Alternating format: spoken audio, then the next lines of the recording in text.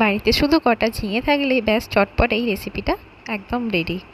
তো চলো বলে ফেলি, এর জন্য লাগবে কতগুলো ঝিঙে এইভাবে কেটে নিতে হবে, আর সেইগুলো খুব ভালোভাবে ধুয়ে মিক্সিতে দিয়ে নিতে হবে।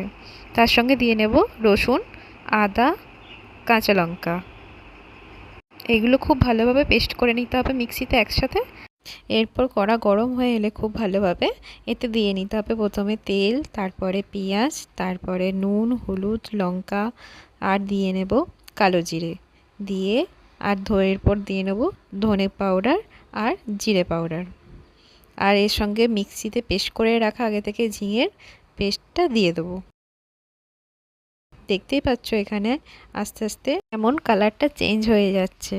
এইভাবে যত আস্তে আস্তে নাড়বে তত দেখবে সুন্দর একটা রং আসছে।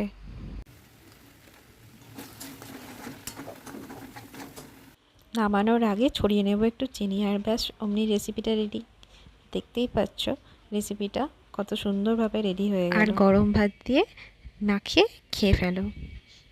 আজকের ভিডিওটা এখানেই শেষ করলাম, দেখাবে পরের ভিডিওতে। টাটা।